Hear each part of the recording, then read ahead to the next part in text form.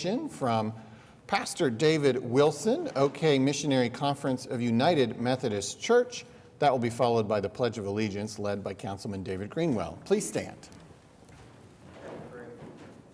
Pray to God, we are so thankful for this new day that's set upon us.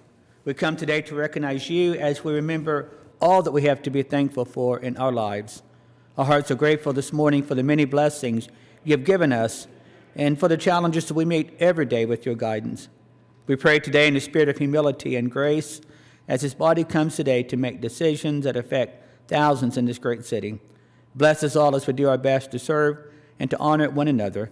Okale Chihoya, Ochukma, Hoka, Yakoki. Amen. Please face the flag. I pledge allegiance to the flag of the United States of America and to the republic for which it stands, one nation, under God, indivisible, with liberty and justice for all.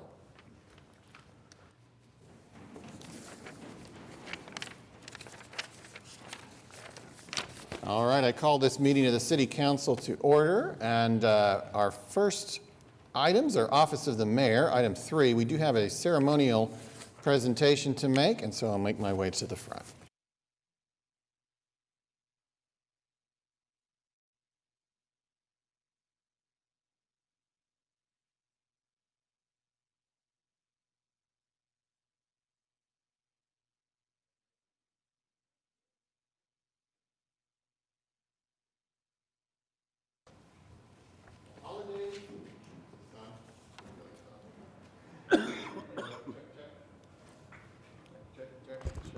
Check, check, check. Check, check. All right, I guess we'll do this. All right, well, the holidays have arrived earlier than ever, it seems, this year, and that means it is also time for Small Business Saturday, and that's what Cleo and Rachel are here today to commemorate, and it is my pleasure to help them in that. So I would like to ask the clerk to read this proclamation about Small Business Saturday. Whereas the City of Oklahoma City celebrates our local small businesses and the contributions they bring to our local economy and community. And whereas throughout the years, independent retailers and restaurants have played a key role in the revitalization of our neighborhoods and have significantly contributed to Oklahoma City's economic growth, adding value and character to our community, even when faced with hardships. And whereas small businesses in Oklahoma City need our support throughout the upcoming holiday season to celebrate their contributions to our city and to ensure they can continue to be a part of our business community in the years to come. And whereas customers who shop on Small Business Saturday agree that shopping at small, independently owned businesses supports their commitment to making purchases that have a positive social and economic impact and are essential to their community. And whereas the City of Oklahoma City supports our local businesses that create jobs, boost our local economy, and preserve our communities. And whereas advocacy groups in our community and across the country, as well as public and private organizations, have endorsed the Saturday after Thanksgiving as Small Business Saturday.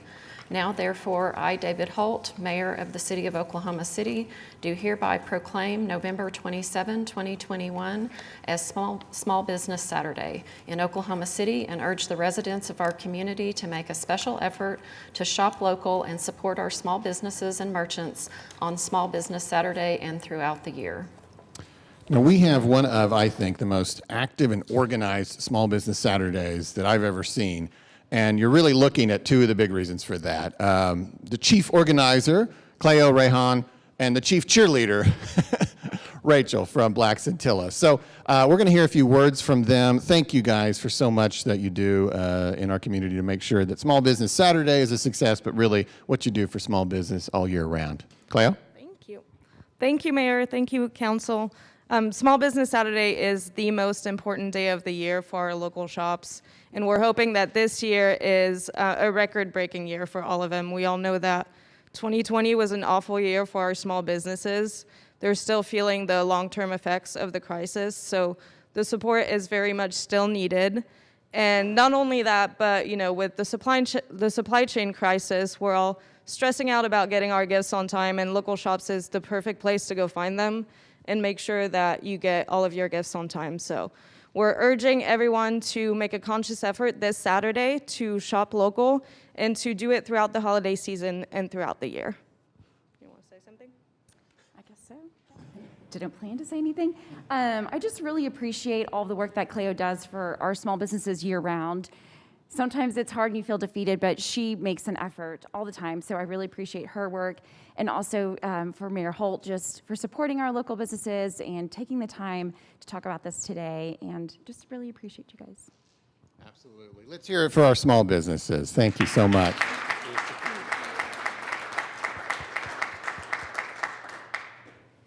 you.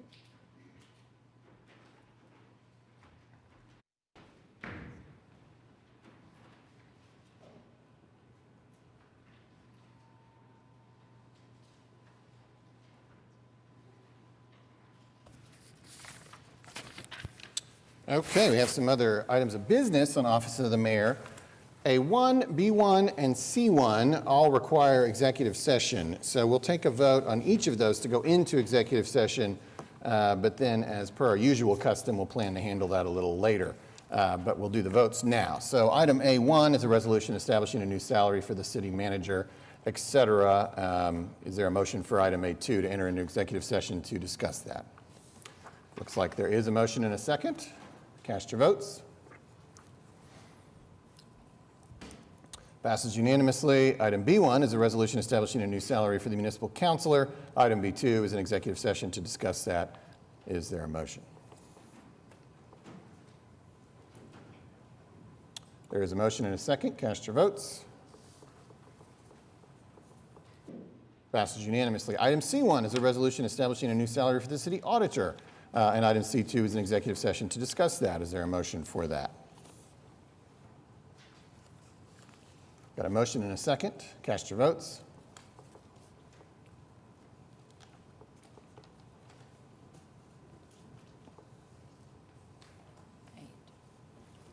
Councilman Stonecypher? Passes unanimously. All right, so we will handle all three of those executive sessions at the end of our other business and then potentially return for consideration of A1, B1, and C1.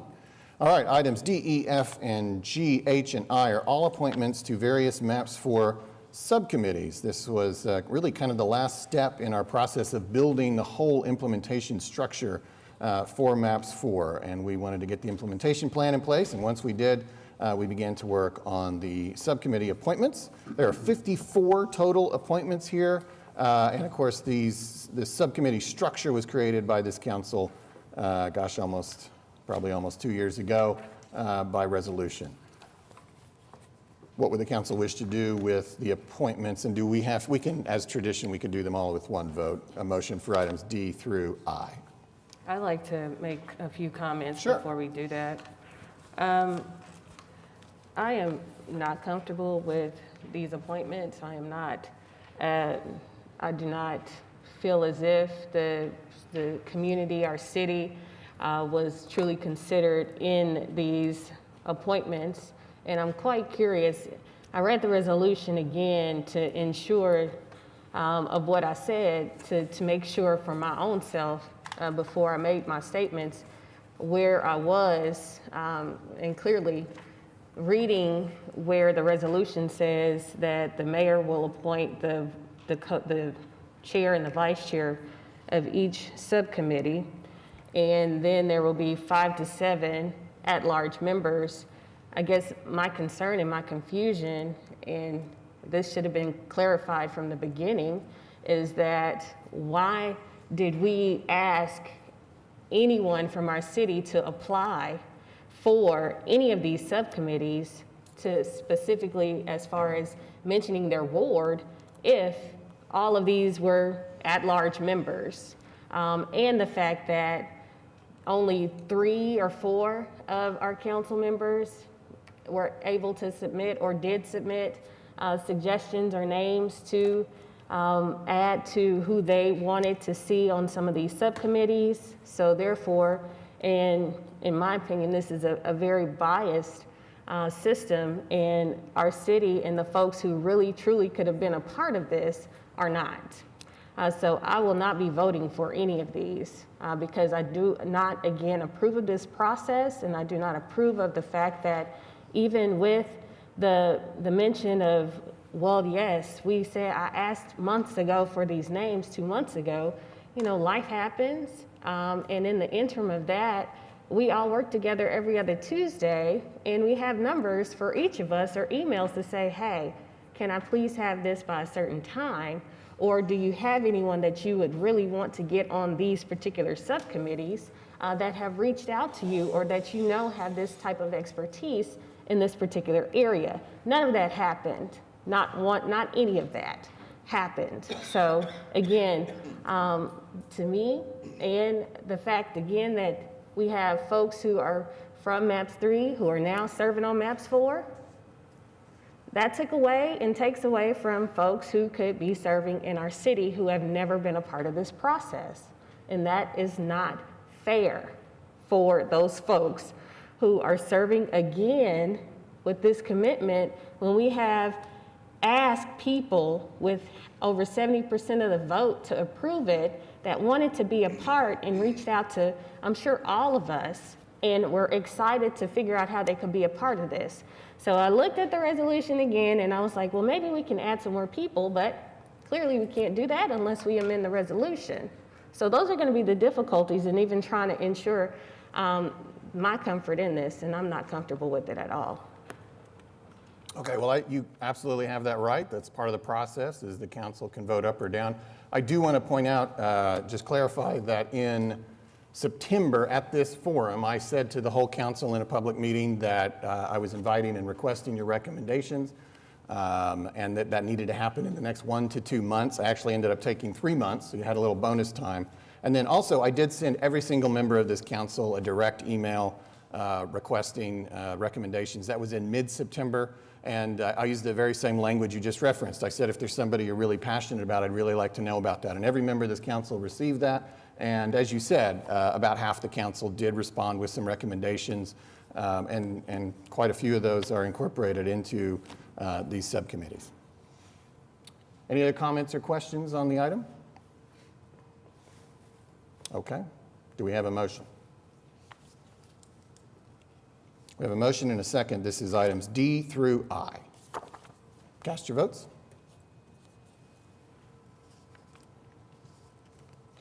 Passes 7-1. Thank you very much. And most of all, thank you to the 50-plus people who are willing to give their time to this incredible effort. It's really a innovative and ambitious package, and it's going to take everybody in this community. So thank you so much for their willingness to serve.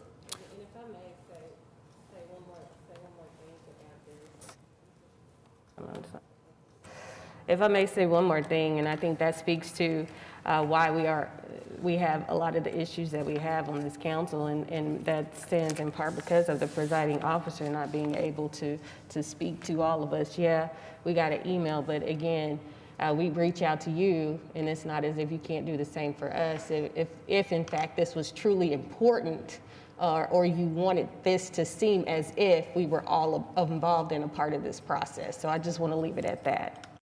All right, item 4 is items from council. We have item 4A. This is an ordinance to be introduced and an emergency is adopted. This extends the 545-day moratorium to a 725-day moratorium on the acceptance of new applications for PUDs and SPUDs that have freestanding signs. And Councilman Stonecipher is the author. Would you like to explain this or maybe tee up staff for further explanation? Thank you, Your Honor. On the advice of council, we have been asked to extend this. We're working on some sign ordinances. At present, there's a new case in front of the United States Supreme Court. And so at this time, I would like to extend the moratorium with a motion. Okay. We'll take a motion, and of course, this will be 2 votes if we want to adopt emergency. But first up is passage. We got a motion and a second. Cast your votes. Passes unanimously. And then, Councilman, you'd like to make a motion for the emergency as well? I'll move the emergency, please. We have a motion and a second. Cast your votes. Passes unanimously and with the required 7 votes needed. All right, moving on. Item 5, City Manager reports. Mr. City Manager. Yes, we have one presentation this morning. Zach Craig, President of the Oklahoma City Convention and Visitors Bureau, is here with us just to give us a quick update on the first quarter report for this fiscal year.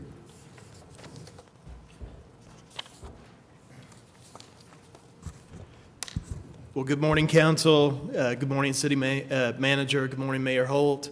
I was here just a few weeks ago, so I'll make my time brief. I don't have any continuous presentations with me this morning, but just want to give you an update on year-to-date activity from the CVB and also through the month of October.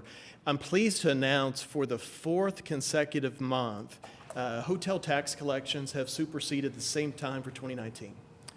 And so in addition to that, as we look at the calendar year, year-to-date through the month of October, hotel occupancy metro-wide is actually now at 55%, and year-ending 2019, it was at 61%.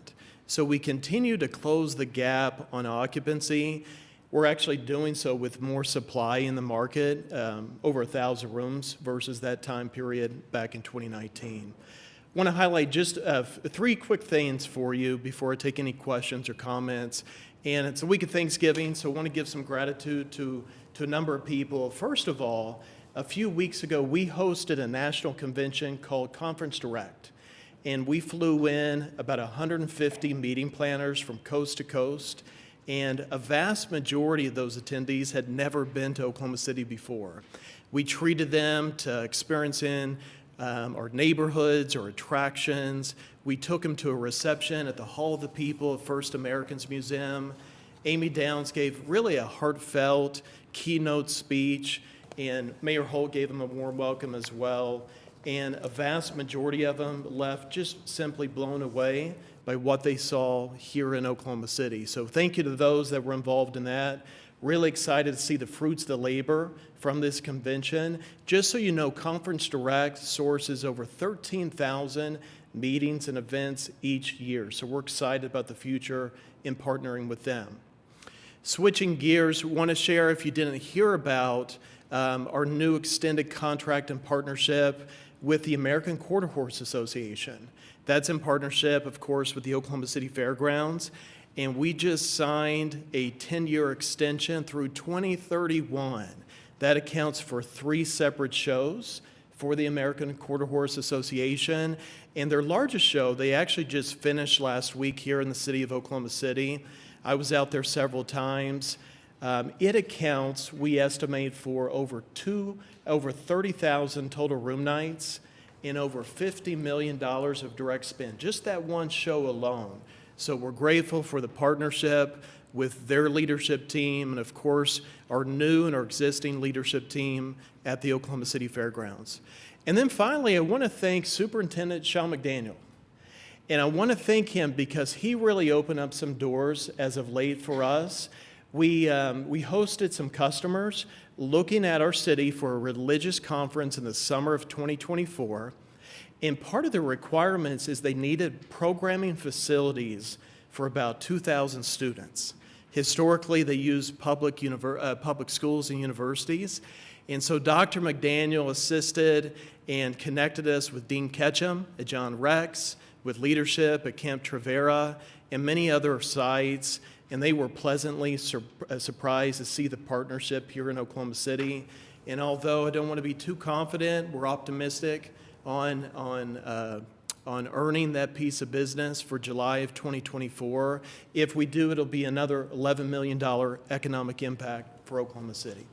So with that, I'll save some other, gratitude for Thanksgiving Day with my family, but I'll pause right now. If you have any comments specifically about Q1, any questions for me, I'd be more than happy to take those. I get a lot of questions about the new convention center. People are so excited about it. And so I was hopeful maybe every 30, 60 days you could kind of update us just with an email on where we're at with potential new conventions and new conventions that have signed up, please. Certainly. And just briefly to expand on that, in fiscal year 19, we hosted what we call 10 citywide or multi-hotel events. And right now in fiscal year 22, We actually, tentatives and definites combined, Councilman, we have 20 are on the books, but I'll be more than happy to provide that information to you. Sure, thank you. Thanks, Zach. Thank you. Appreciate it. The only other thing I have is the November sales and use tax report is on, and again, I had sent a message out to council, really great numbers, still continued growth. We'll be hearing from Russell in February when we do our workshop and get more of a feel for what we're seeing and what we would expect going into next year, but still an incredible start to this year, and growth that really doesn't seem to align exactly with what's happening in the economy. The economy is doing well, but it seems like there's just additional factors that are there, they're influencing, that aren't things that would be continuing, but still really strong growth for this year. Right now, we've got almost 20% growth for this month. We've got 17% growth for the year in sales tax.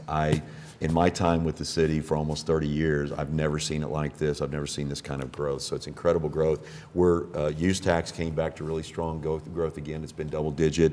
And we're at about $14.8 million over budget right now in our revenues. So really strong sales tax again. And I really do, I think it does reflect a lot of the strength that's within the economy, but there's other factors that are there that are aiding that with the federal assistance that's come in too. So I think it's a good thing for us. We're in a good position right now, and another really strong month. That's all that I have. All right. Well, thank you very much. Item 4 is Journal of Council Proceedings. We have items A and B we can take with one motion. Got a motion and a second. Cast your votes. Passes unanimously. Item 7, request for uncontested continuances. Mr. City Manager. We have several this morning, starting on page 7, item 9AD. This is a public art installation and maintenance agreement, and with this one, we just had a few changes we need to make to the agreement. We'll bring it back at the next council meeting, so we're going to strike that from the agenda. And then on page... Sorry, which one was that? 9AD. Okay. And then on page 13, that one's on page 7. On page 13, with unsecured structures, 11G1. All of these will be stricken from the agenda. Item B, 4101 South Drexel Avenue, owner is secured. Item D, 2616 South Robinson Avenue, the owner is secured. Item E, 504 North Rockwell Avenue, the owner has secured. Item K, 1519 Northwest 11th Street, the owner is secured. Item L, 2200 Northwest 11th Street, the owner is secured. Item P, 4212 Northwest 18th, the 18th Street, the owner is secured. Item R, 3136 Southwest 28th Street, the owner is secured. Item U, 1204 Northwest 98th Street, to re-notify for additional openings. On page 14, these are abandoned buildings. Item 11H1, all of these items will be stricken from the agenda. Item B, 4101 South Drexel Avenue, the owner is secured. Item D, 2616 South Robinson Avenue, the owner is secured. Item E, 504 North Rockwell Avenue, the owner is secured. Item I, 2200 Northwest 11th Street, the owner is secured. Item J, 2307 Southeast 13th Street, the owner is secured. Item N, 4212 Northwest 18th Street, the owner is secured. Item Q, 1204 Northwest 98th Street, to re-notify for additional openings. And that's all the items that I have on uncontested continuances. All right. Thank you, Mr. City Manager. All right, now we're at item 8, revocable permits and events. Item A is a revocable right-of-way use permit with Downtown Oklahoma City Partnership to hold Saints Santa Run on December 4th. And we do have Holly Hoyler, who has been exhausted already by downtown and December activities. Welcome to City Hall, Holly. Go ahead. Good morning. Hopefully you're not tired of hearing about downtown December yet. As we mentioned in our presentation a couple weeks ago, we are excited to be bringing the Saints Santa Run, formerly Sandridge Santa Run, back in person this year. It's going to be hosted by our new presenting sponsor, SSM St. Anthony in Midtown. We will have our 5K that goes through Midtown and Heritage Hills. We will also be bringing back our free Kids Dash and 1 mile fun run. That will begin all of our festivities at 7:30 a.m. on December 4th, Saturday, December 4th. OKCPD will provide a rolling closure for both the 1 mile fun run and our 5K. We plan to be wrapped up with everything at 10:30 a.m. We are obviously welcoming all families, pets. It's a very friendly run, and costumes are encouraged. We had to cancel last year, 2020, go virtual, so we're excited to bring it back in person and bring everyone downtown for the run. Sounds Any awesome. questions? Councilwoman Hammond? Well, it sounds like a lot of fun. It's always exciting to see folks in Santa gear running around downtown, so I will motion for approval. All right, we've got a motion and a second. Cast your votes. Passes unanimously. Have a great event. Okay, item B, revocable right-of-way use permit with Stockyard City Main Street to hold the Cowboy Christmas Parade on December 4th. And we do have Debbie Harrison here.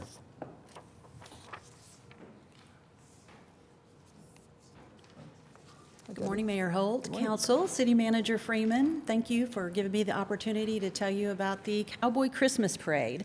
It's going to be on Saturday, December the 4th, starting at 10 a.m. It's the only place in the city of Oklahoma City where the Longhorns will be leading the parade that day. So I invite you all to come out and see the Longhorns and all of the equestrian entries that we have in the parade. We also have some other activity going on. Cowboy Santa, of course, will be at the end of the parade, and then he'll be doing pictures with the kids in the district. The Longhorns will be on display until 1 o'clock. If you want to just come out and do a couple of selfies with them, that would be great. Rodeo Opry is going to have some live entertainment from some of their performers. There's a Made in Oklahoma market that day. We have all of the intersections manned. The Oklahoma County Mounted Patrol will be there providing security, as well as the Oklahoma City Police Department, of course. And just invite you to come out and enjoy the festivities. And if you have any questions, I'm here to address them.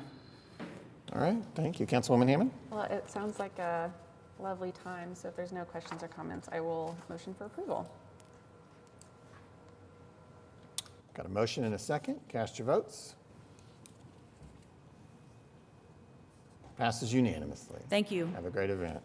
Okay, 8C is a revocable right-of-way use permit with Ventures Endurance Events to hold OKC turkey tracks on November 25th. And no one has signed up to speak, but I suspect you are here for this purpose. Hi, I'm Ryan Bybee. I'm with, on behalf of Ventures Endurance, I work for a company called Emotive. We're the production partner. It's a very confusing way to say that everybody that's involved with the event this year has been involved in the past. DG Productions, which was the production company of the past, you know, a bunch of corporate purchasing and blah, blah, blah. But we got all the same players, same playbook. We are starting at about 5th and Harvey, working our way north. Same course goes on 12th over to Hudson, Hudson up to 22nd, down Broadway, over and back, working closely with the police and Action Safety Supply to make sure that all the runners are safe. We will be there at 7:30 on Thanksgiving morning. The 5K starts at 8:30 with the 1 mile fun run starting at 9. We're hoping to have all of this wrapped up by about 11 o'clock and everything out of there by noon. We're partnering with the Regional Food Bank of Oklahoma for both of our packet pickup events and then also on race day. So they were very excited to partner with us, so I'm hoping that we have a good turnout for that. But that's about all that I got for you guys. Okay, sounds great. And again, Councilwoman Hammond. Just a busy time downtown right now, so I will motion for approval.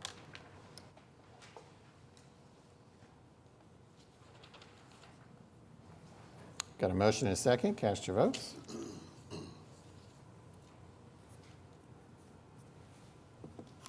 Passes unanimously. Have a great event. Okay, we're going to recess the council meeting and convene as the Oklahoma City Municipal Facilities Authority, where we have items A through G we could take with one motion.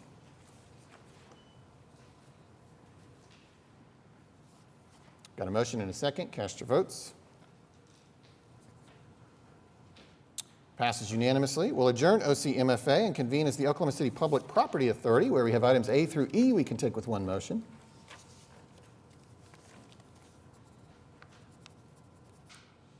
Got a motion and a second. Cast your votes.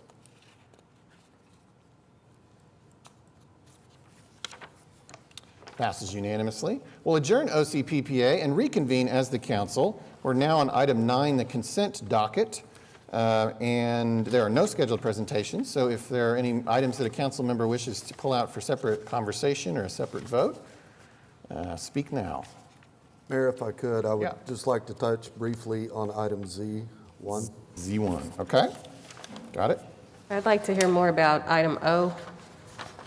O, okay. Anything else? Hearing none, we'll take them in order, and then we'll go with item O. Councilwoman Nice. Yes, I was reading the description for what this is asking, so I'm wanting to know more about, Yeah, so I'll get us started on that, and then Amy Madeira is here, and then Shaylin Jackson, our Inclusion and Diversity Officer, is also here. They can speak to this. They're working together on this. This is something that's basically like an employee survey, and it allows us to be able to, what we're doing is an RFP now for the process, and allow us just to assess the engagement of our employees and where they are in areas where we can make improvement. I'll just let Amy just speak to this real quick, and Shaylin if they have any comments. And before they do, I'm sorry. I just want to just reference on what I'm looking at here compared to my agenda is not the same. So I want to make sure that on here, on my viewer, it's item N, but in the agenda, it's item O. So I just wanted to make that clarification. no, thank you. Okay, so wait, you want to hear about the issue No, related this to... is what I want to hear about. But again, on our viewer, it is listed as item N instead of O on the paper. It's backwards. Interesting, okay. Yeah. It's transposed, so I see. I just want to make sure we all understand what On the this engagement is. survey? Yeah. Okay, go ahead. Good morning, Mayor and Council. Amy Madeira, Chief HR Officer for the City of Oklahoma City. Really long is coming into the organization. A great to be able to identify and be able to really talk and get a sense of our employees' voices of their experience is through an engagement survey, and that was on the roadmap as part of the HR strategy. And I know that Shaylin Jackson, with her strategy as well, to be able to talk with our folks. Just from experience, it's a really great tool to be able to get a sense from our demographics, from tenure, from department, of what's working, what's not working. And I can tell you that the most important thing is to be able to drive employee experience and to be able to get a sense of their overall experience and what we can do better as an organization from their point of view is through an engagement survey. And just being able to walk through and be able to understand, is their voice heard? Do they have an opportunity to be able to have a say in their role? By driving the engagement, you drive proficiencies, efficiencies, and overall operations within the organization. And it's a really good win for the organization. This is going to be an RFP to be able to identify the tools that we're going to be able to have to be able to hear our voice. We want to make sure that is anonymous. We want to make sure that we're looking through the overall experience, and that we're going to be able to have tools and resources for us to be able to action. Because the most important thing to be able to do is once you get the survey data back, is to really try to be able to then build out an action plan by doing grassroots with our individuals and with our departments. Whichever slice and dice of the areas where you've got areas that we can improve, we want to be able to pull in, whether it's a department, whether it's a tenured group, be able to understand what we needed to be able to do to be able to improve their overall work environment. And I know it's a big component from an engagement and from a diversity and inclusion perspective as well. And I'll let Shay kind of add in her component as well. Good morning.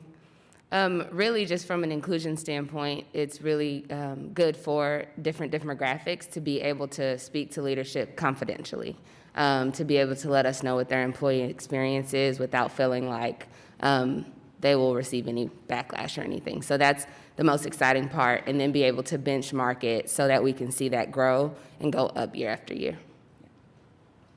As we look at this, I guess my question is because I've run into previous employees that have been with the city within the last at least 12 to 24 months and explained to me their experience.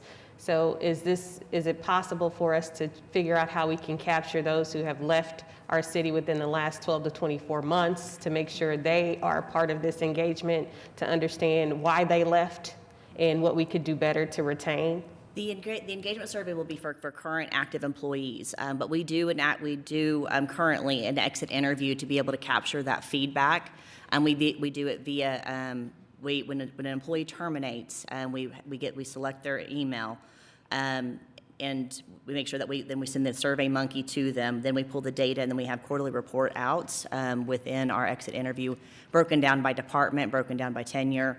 And even if they give specific comments back, we get that information back to the department director and to the city manager population, to be able to make sure that we get that feedback. I'm sorry to interrupt you. Go ahead. Yeah, no, I was just saying, one of the things that we identified last year is we had some departments that we had turnover, that we weren't getting feedback. So we've circled back with that department to make sure that that department is really pressing when they do their exit interviews to get their email information and encourage the anonymous feedback, because the department won't know who it is when they do the feedback with their exit interview. But that was one of the action items, as we saw a lot of turnover, but no exit interviews, and so we took time to address that.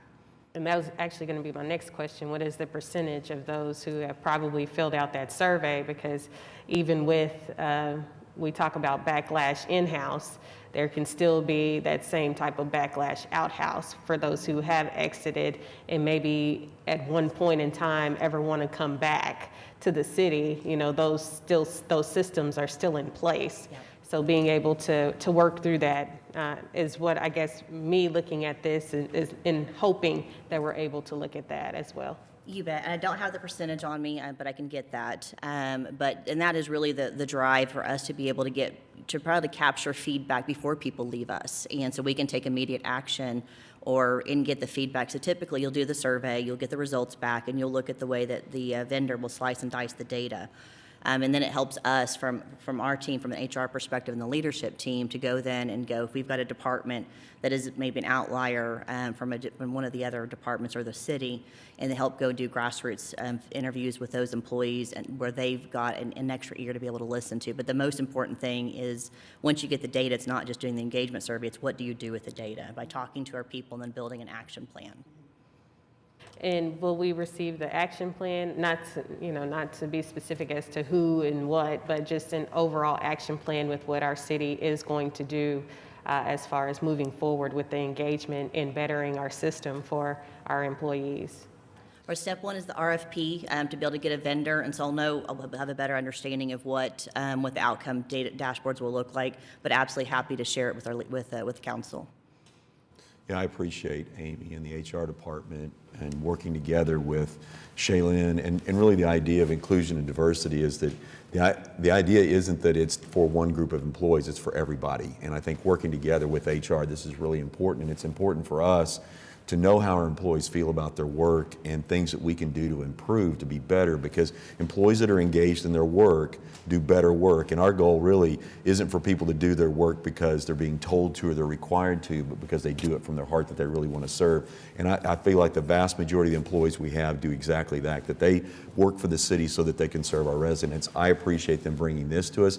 It's something that, as a leader, you look at it and it makes you a little bit nervous, because we're going to get negative feedback. There's no question we are. And for us, it's not trying to do something like this so we get a pat on the back. It's trying to do this so we can assess where we are and know what we can do to be better. And so I really appreciate their leadership in bringing this to us. Thank you. Any other questions? Thank you all. All right. Thank you. Thank you. Okay. Item Z1, Councilman Stone. Thank you, Mayor. So this item is concerning the closure of South Douglas over between 74th and 44th Street. I had a constituent reach out to me that just kind of wanted to hear a little discussion on this.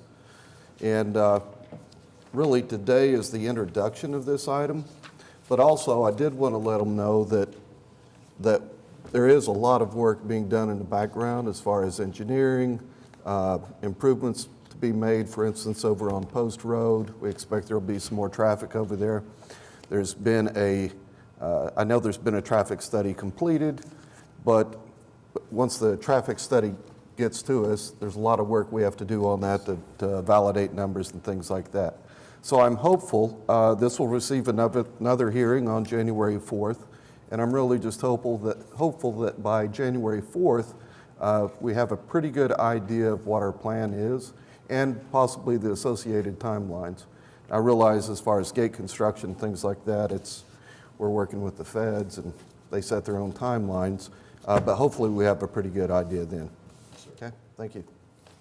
Yeah, and as you say, I'll validate your statement if your constituent is watching. We'll have a full hearing on this on January 4th. We don't typically get into the weeds on these planning cases at introduction. So on that point, we have a constituent who has signed up to speak regarding the planning cases today that are on this part of the docket, and that is Joy Reardon.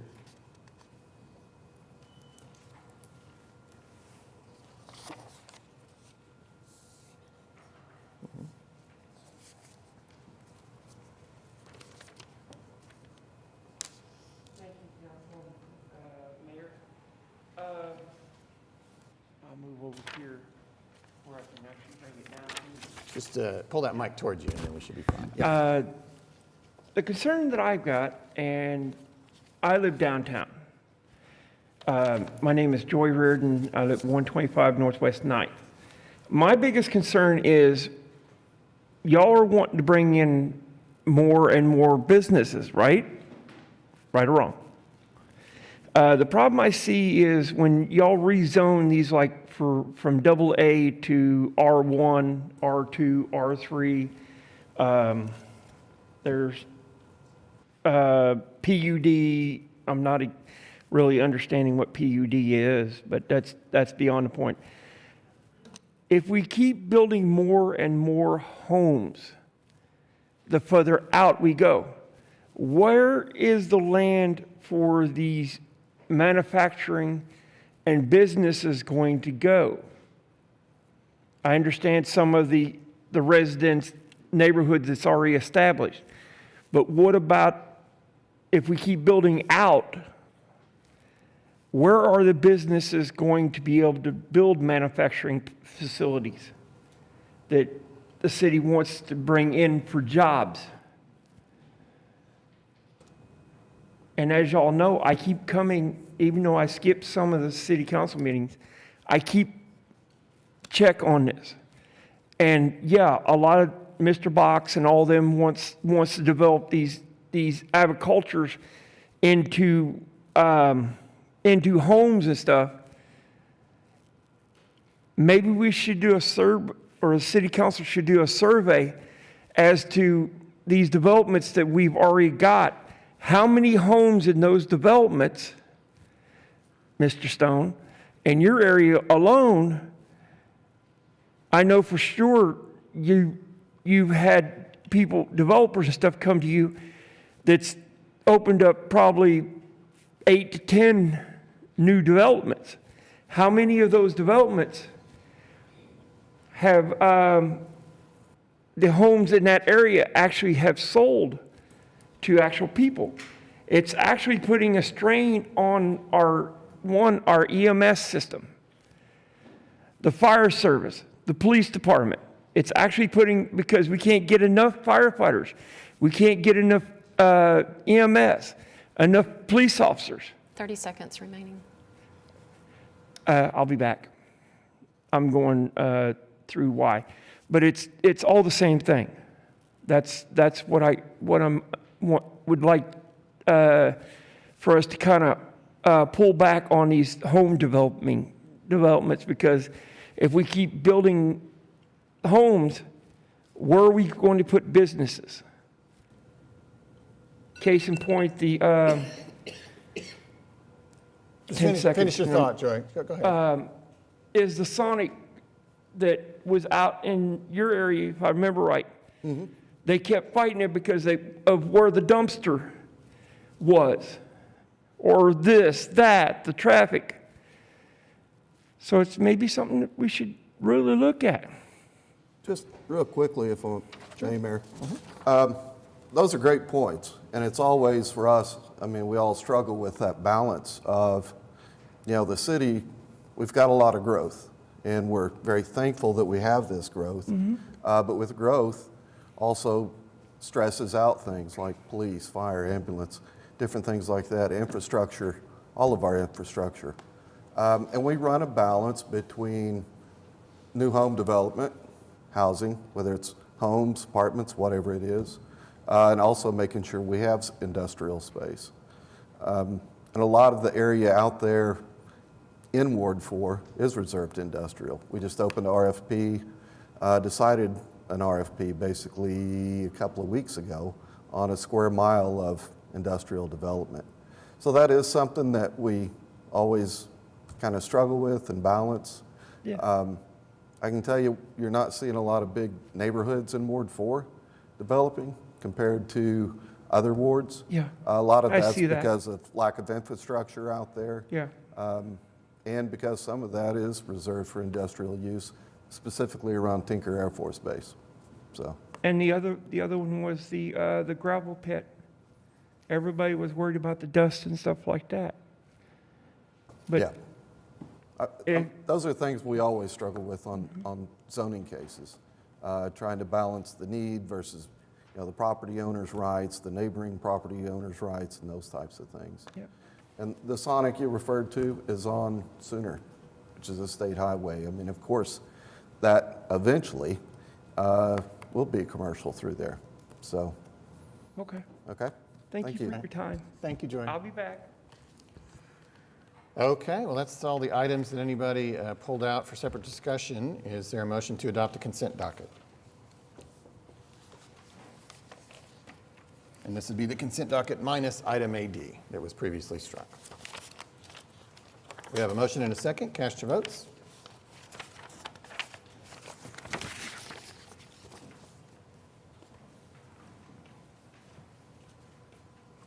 Passes unanimously.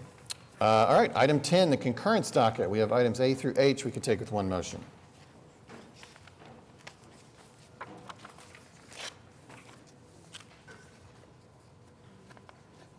Got a motion and a second. Cast your votes.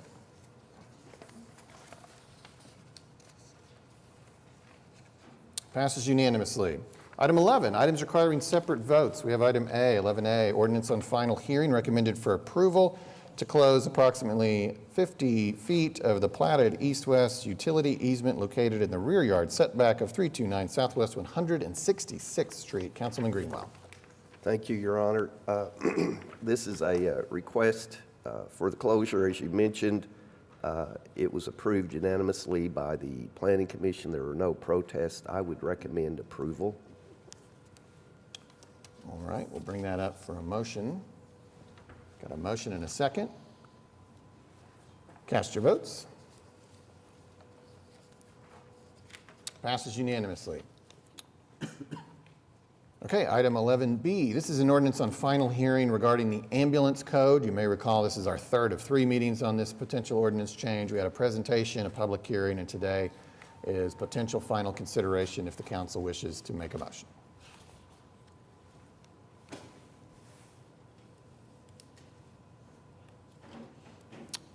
We have a motion and a second.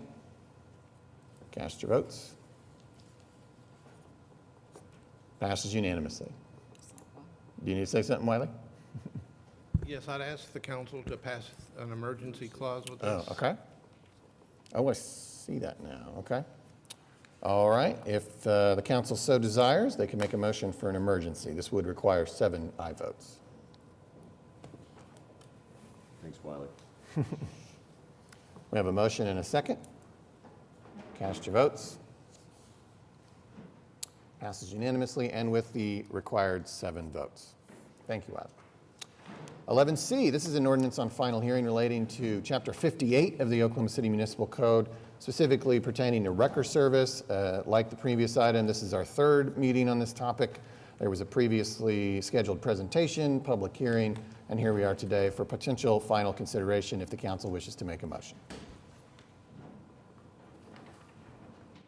We have a motion and a second. Cast your votes.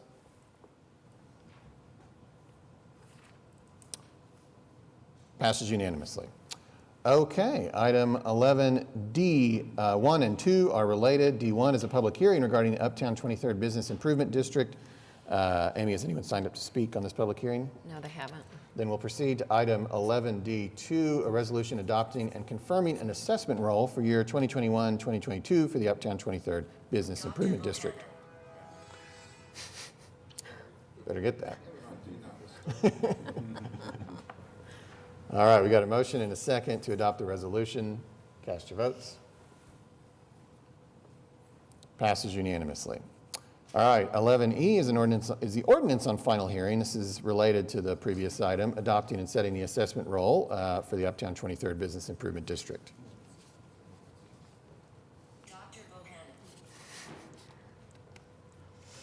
Got a motion and a second. Cast your votes. Passes unanimously. All right, item F1 is a public hearing regarding the dilapidated structures here listed. I would like to defer item A and item E. A and E. E as in Eric? E. The Ward 7, 2701. Oh, A and Northeast C. 21st. C, got it. Oh. Okay, so I think we can do that with one motion. So this is a motion to defer items F1, A, and C. 2 weeks. 2 weeks? Yes. Okay, to the next meeting in 2 weeks. It's okay. Got a motion and a second. Cast your votes.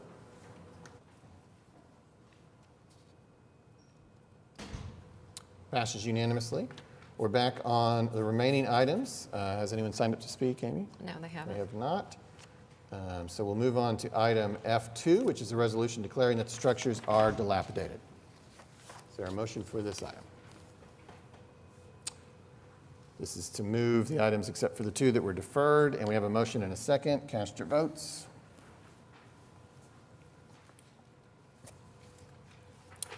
Passes unanimously. All right, 11G1. Are those items on here, Councilman Nice? Q. Item Q, 2701 Northeast 21st Street. Okay. Is that it? The other one is on the next one. Okay. All right, we'd like to hear a motion then to defer item 11G1Q 2 weeks to the next meeting. Got a motion and a second. Cast your votes.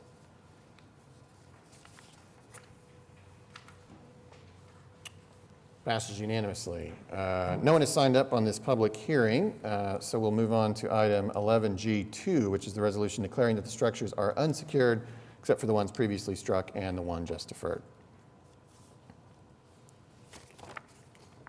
We have a motion and a second. Cast your votes. Passes unanimously. 11H1 is a public hearing regarding the abandoned buildings here listed. And what was the item again, Councilwoman Nice? Item C. C. Okay. So we need a motion to defer item C 2 weeks to our next meeting. We have a motion and a second.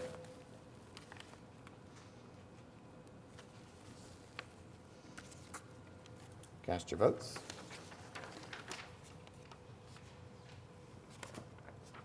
Passes unanimously. All right, we're back now. No one has signed up to speak on the public hearing, so we can take a motion to adopt the resolution found at 11H2, declaring that the buildings are abandoned, except for those previously struck and the one just deferred. Got a motion and a second? Cast your votes.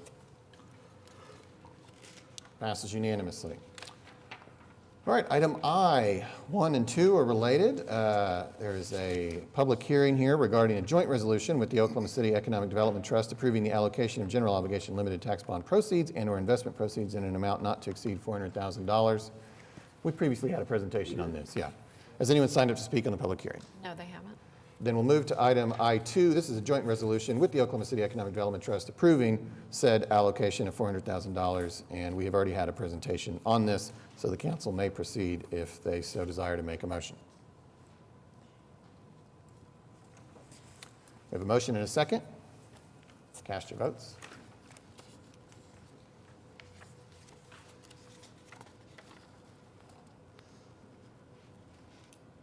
Passes unanimously. All right, 11J, this is a resolution adopting Robert's Rules of Order newly revised, 12th edition, and related documents as our governing rules here. And I think Kenny has a word to say about this.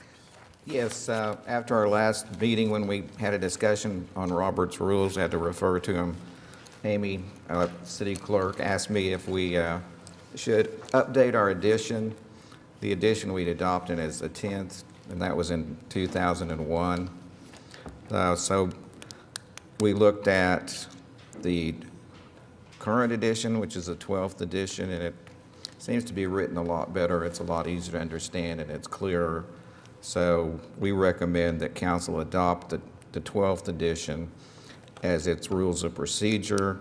And we also threw in there the Robert's Rules newly revised in brief, which is actually a helpful summary, and it helps you interpret it.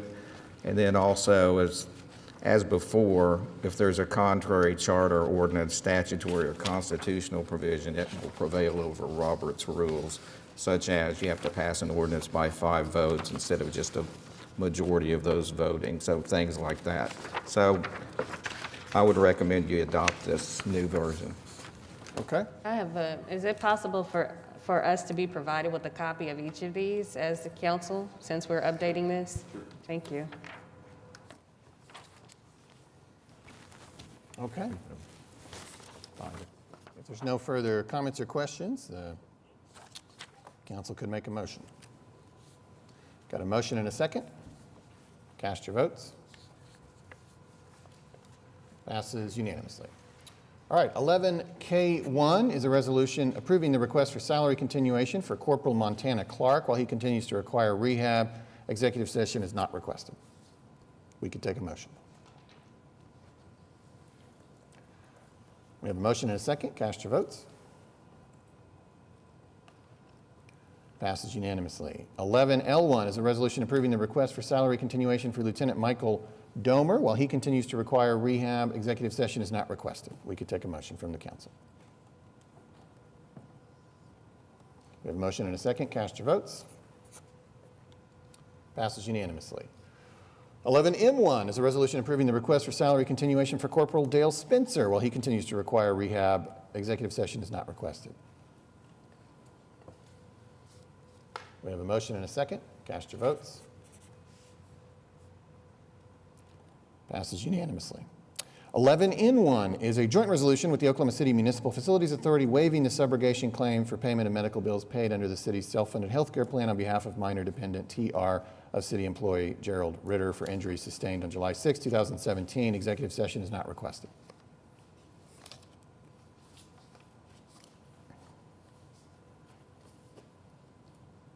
We have a motion and a second. Cast your votes. Passes unanimously.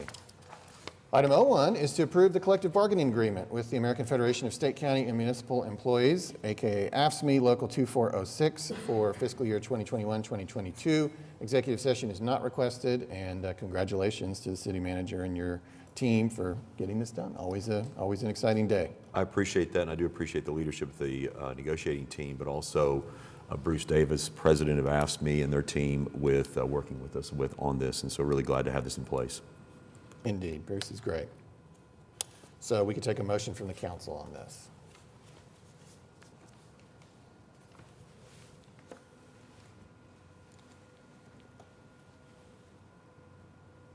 I'm not seeing anything, but I'll take your word for it. Okay, we have a motion and a second. Cast your votes, and I'd like to vote aye. Passes unanimously. Okay, item P is a resolution approving a pay plan with a 4% adjustment over fiscal year 2020-2021 rates and continuing certain benefits for positions on the management, administrative, and technical support pay plan, et cetera. This is retroactive to July 1st. And Mr. City Manager, anything to say? Or? No, just we've historically done that, has followed what we do with AFSCME, we've done with management as well, and so this just allows us the same provisions for our management employees. Okay.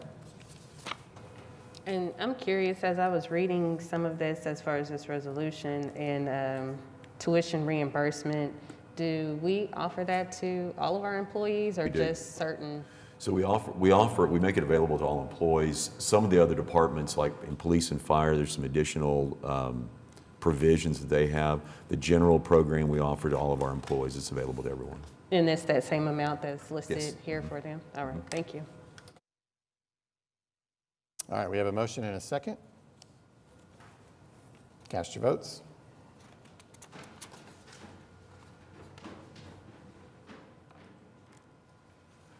Passes unanimously. 11Q is a resolution approving the general non-represented pay plan established for full-time regular budgeted employees excluded from coverage by AFSCME and providing the same pay steps that are approved per positions covered by AFSCME. We could take a motion on this. Motion and a second. Cast your votes.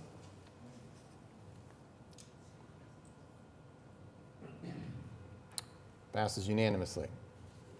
Okay, item R is an executive session to discuss the last remaining collective bargaining agreement, and that is with the Fraternal Order of Police, Lodge 1, 2, 3.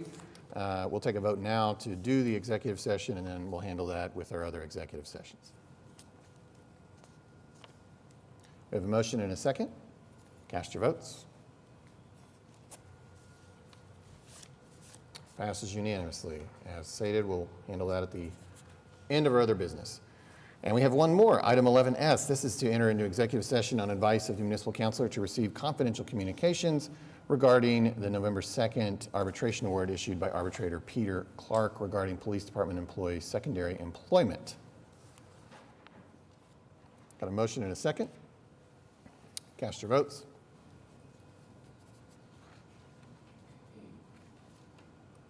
Passes unanimously, and we'll handle that at the end of our other business.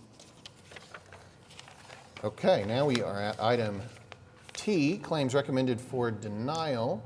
And we do have someone who has signed up to speak. Janice Jordahl?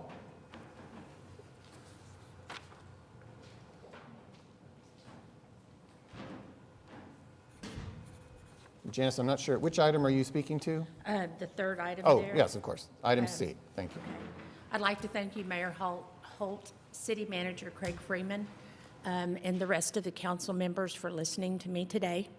A little disappointed that my ward person is not here today. I'm in Ward 1. My name is Janice Jordahl.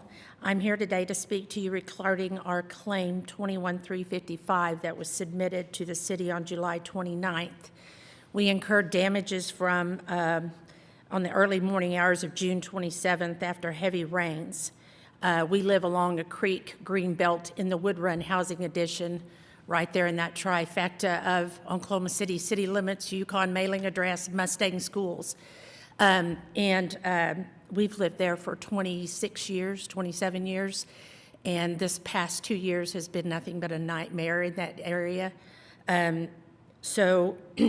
On that morning, a tree that was 30 foot tall approximately fell into our backyard, damaging our fence and retaining wall that we had put in a year prior from heavy rains and spent over $15,000 at that point.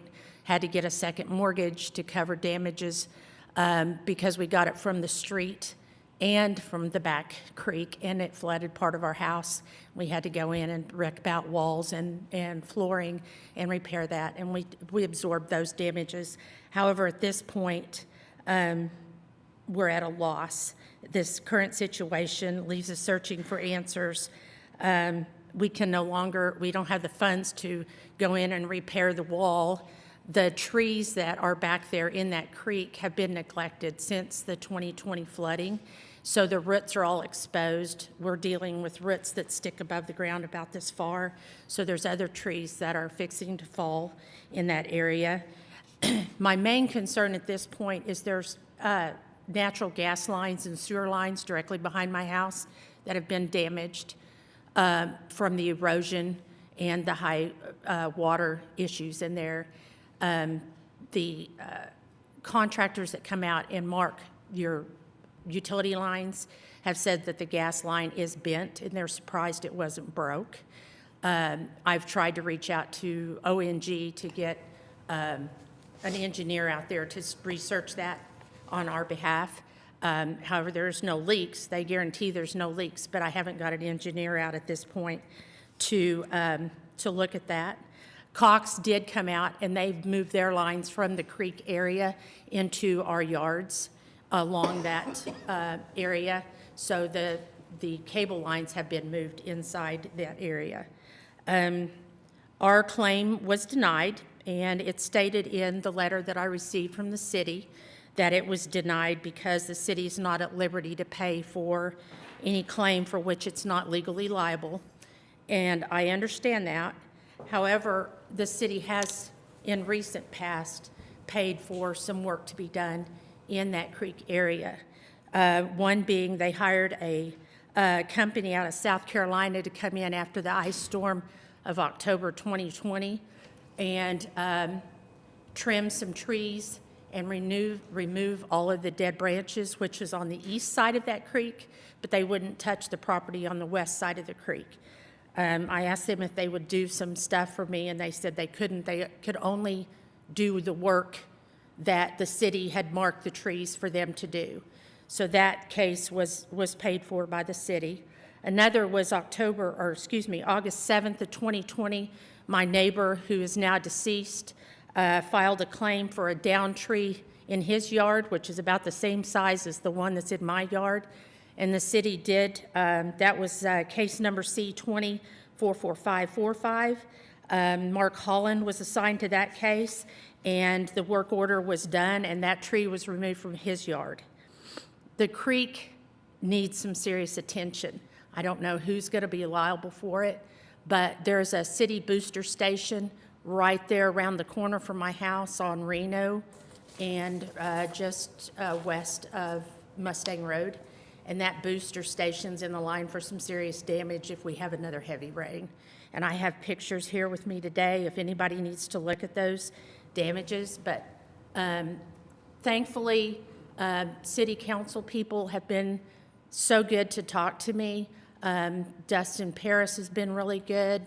Amy Goff has taken phone call after phone call from me, like, where am I at on this? What can I do?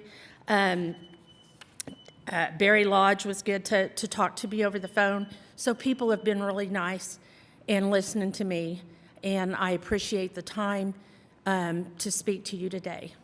Thank you. I'm sure we have a response from staff. I'm just going to recap the reasoning for the recommendation for denial.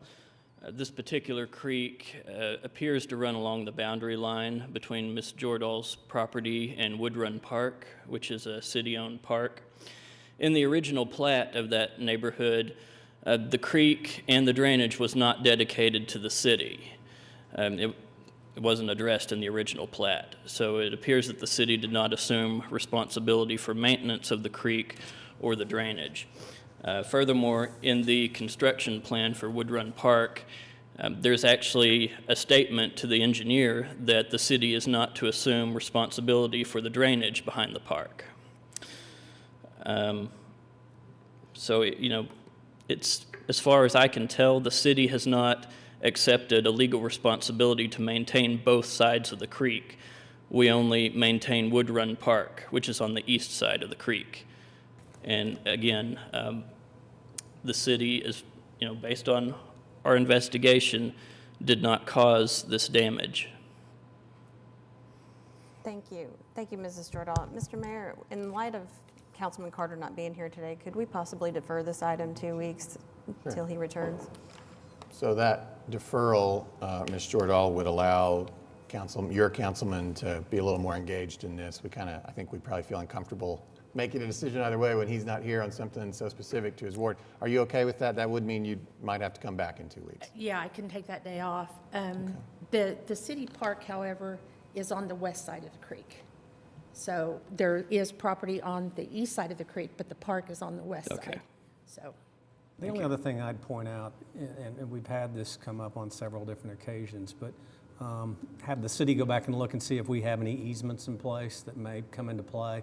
And I think we need to make sure we take a thorough look at that. Yeah, I'm confident legal has done that, but we can make sure that we checked and we didn't have a drainage easement for that specific location. Any other types of easements?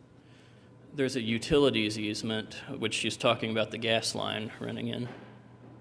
And that would be with ONG. Right. Okay, well, let's take a motion to defer item T1C. This will be 2 weeks to the next meeting. Got a motion and a second? Cast your votes.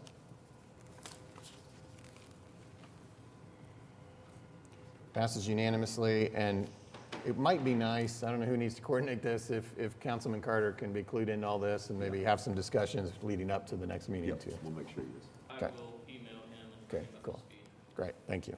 Thank you, Mr. Earl. Thank you, Thanks appreciate for your coming time. today.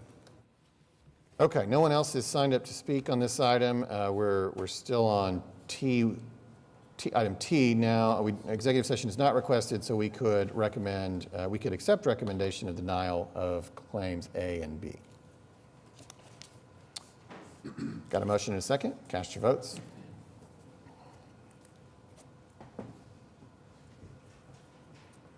Passes unanimously. All right, item U is claims recommended for approval. Executive session is not requested, and we could take items A through D with one motion.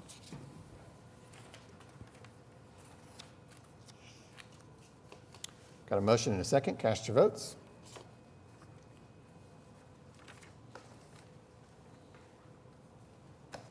Passes unanimously. All right, that brings us to item 12, comments from council. We'll start in order. Ward 2. Thank you.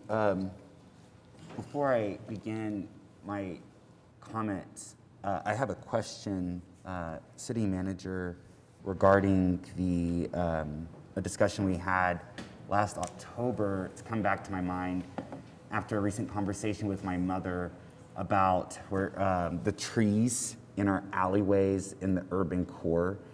I remember last year, I wish Councilman Greenwell was here. He and I both expressed an interest in the city of OKC working with OG&E to better tend to the vegetation in the alleyways throughout the urban core. Well, quite frankly, wherever they are, ahead of these whatever storms might be coming our way this year when it comes to ice and snow. And I didn't know if we had any, follow-up information on that. Yeah, I don't remember their response exactly, the full response. I know that they talked about the schedule that they have, that they go throughout the city, and that they're updating that. But we can circle back with them and check with them to see if there's an updated status. That would be great. And I'd like to hear it just kind of ahead of, as we go into the next council meeting, because my mother tells me that OG&E was out there in Midwest City doing some of their probably regular scheduled work, and that just brought this back to my mind.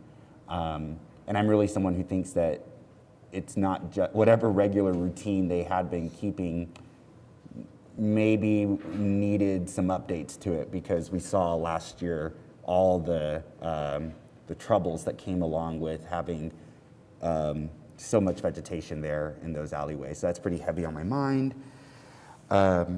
Okay, and then I just wanted to say thank you to the students at Putnam City North and at Dove Academy. At each of these two schools, the Gay Straight Alliance students and the Generation Citizen students reached out to Ward 2, and they asked for us to come speak with their students. And I have to tell you all, it's encouraging. I haven't been in the middle school classroom since I took office in 2019. I've been hanging out with the college students teaching for the last 2 years.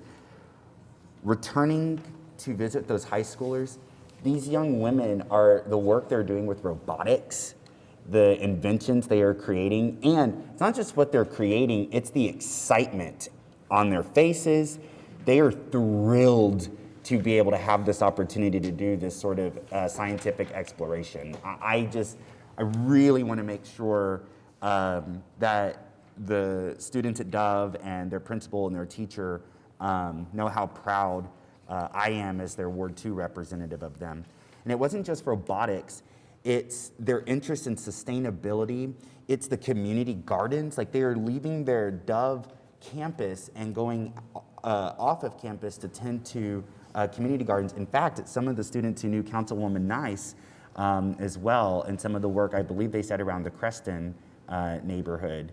And again, you can just see these students, they light up because now they have this skill and they've married it with a passion. Oh, that brings me such joy. As you can tell, that is such a neat thing to see. And I'm so thankful to those students. I can also tell you that the Gay Straight Alliance students at Putnam City North, you know, it wasn't that they're just concerned about LGBTQ rights. It was that they were concerned, again, about issues like sustainability, racism. They really understood that we're all in this together and that we had a multitude of issues that we needed to address to make sure that everybody in our city is healthy and, oh gosh, I think healthy is probably the word, just as healthy as they could possibly be. And I can tell you that mental health was first and foremost on those students' minds. I had one kid in that GSA tell me about an uncle who just the stigma associated with reaching out for mental health care. And so, you know, I just want to use my platform while I have it to remind everybody we all have emotions. This seems to really be lost on some people, I think, because of that stigma around mental health care. You've heard me speak from this horseshoe before about the police ride-along I did, where there was a resident in my ward who literally thought us taking her to receive mental health care, she really thought that this was going to be like electroshock therapy. That was her concern. And I heard the remnants of that concern in those students that day, that there's still too much stigma around mental health. There's still a lack of access to mental health care. And so again, I just want to, while I'm in this position, I just really want to highlight for those students, like, I hear you. And we all need, I would suggest, if not monthly conversations, with a counselor and a therapist, an objective person to discuss our emotions and our responses to external events, like a global pandemic, for instance, like the job insecurity that we've seen, like the rising cost of all the basic goods. I just really, really think we would all benefit from that counseling service. So I just wanted to say that, and I just really want to applaud those students for bringing that to my attention. I'm really proud of them. The other thing I wanted to say is the Oklahoma Pardon and Parole Board calls Ward 2 home. And while I find it sometimes difficult to speak about a state issue from the horseshoe, I feel compelled to, because this board calls Ward 2 home. And I just wanted to point out that that board voted 3-1 for clemency in the Julius Jones case. It also recommended his sentence be reduced to life with the possibility of parole. And since we're in the season of thanks, I want to say thank you to any Ward 2 resident, anyone across this city who advocated for our governor to follow that 3-1 vote for clemency and that recommendation to reduce from the death penalty for Julius Jones to life with the possibility of parole. I am so proud of the people who added their voices to that discussion, who called our governor, who emailed our governor, who prayed peacefully outside the governor's mansion. Y'all have heard me say before, I'm someone who believes in nonviolence. I cite as my sources on that Jesus, Socrates, Martin Luther King Jr., Clara Luper, the list goes on. It means a lot to me then that so many Oklahomans came together to advocate for the state not to end this person's life and to follow the recommendations of this Oklahoma Pardon and Parole Board. It is my great lament, however, that our governor did not continue to follow their recommendations. While he spared his life from death, he removed the idea of the possibility of parole. And moreover, he waited in the final hours. We learned that afternoon our governor's decision. He may not have taken Julius's life that day, but he tortured the entire state of Oklahoma, and I won't be kind about it. He tortured us emotionally, and he did this in a state that already has the highest adverse childhood experiences scores in the country. You heard me say what those students' main concerns are. Childhood traumas are not just the traumas we experience in our home. They are community traumas. They are historical traumas. And last week, the entire state experienced another community trauma. And that was waiting on pins and needles for whether or not the state was going to murder in our name. That's what happened last week. That's what happened last week. And it is an epic level of tragedy.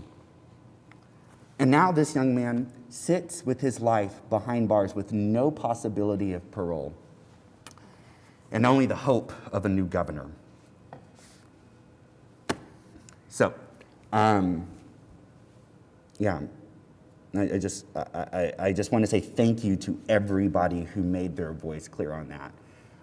We gain nothing when the state murders in our name. We know from research that it is not a deterrent to this thing called the death penalty. And I would just ask everybody, what would Jesus do? It's just really the question I have anymore. What would Jesus do? And I just want to say, when I ran for council, I promised everybody that I would do everything I could to create a better environment with our students. And that's why I continue to meet with our students in their classrooms.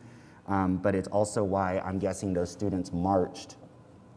They left their classrooms last week and they marched to the Capitol building because they know that it could have been them, because they know the state does not invest enough in their mental health care access, their housing needs, their public education.